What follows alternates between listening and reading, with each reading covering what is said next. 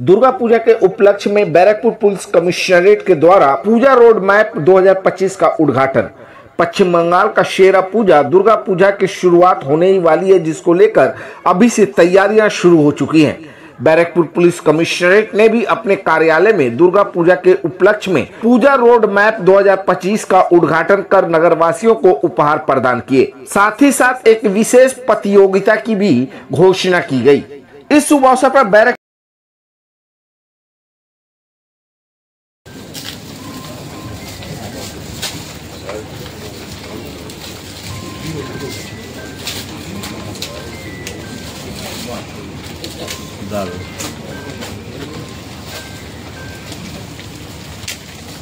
এই অভিনব কর্মসূচি দুর্গা পুজো গাইড ম্যাপ জনসাধারণদের জন্য একটু করতালি আবেদন করব সকলের কাছে।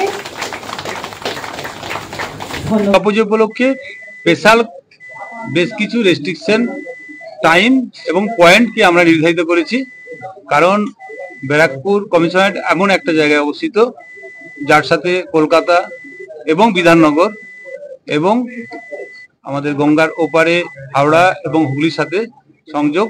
কল্যাণীতেও বেশ কিছু বড় বড় পুজো হয়, ফলে আমাদের কমিশনারেটের মধ্য দিয়ে যে বেলঘরে express, Kalyani expressway, BT road, এই যে গুরুত্বপূর্ণ রাস্তাগুলি গেছে, এখান দিয়ে যে মানুষের ঢল নামে সেগুলি সাধারণভাবে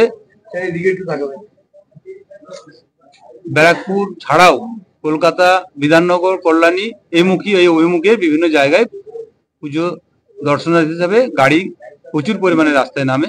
এই সময় গুডস ভেহিকেল সম্পূর্ণভাবে রেস্ট্রিক্টেড থাকছে। কিভাবে রেস্ট্রিক্ট থাকছে সেটা আমরা স্ক্রিনে দেখাচ্ছি।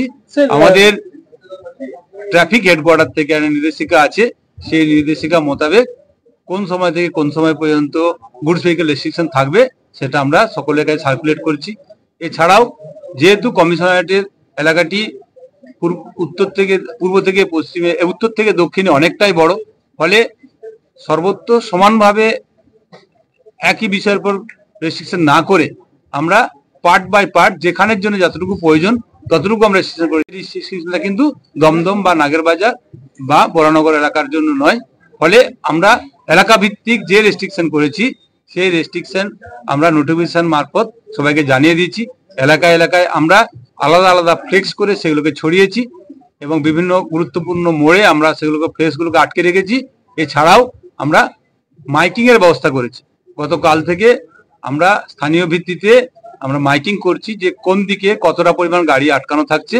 আমরা আপনাদের কাছে হোয়াটসঅ্যাপে বা সফট কপি হিসেবে আমরা এই আমাদের যে নোটিফিকেশন সেটা আমরা দিয়ে দিচ্ছি।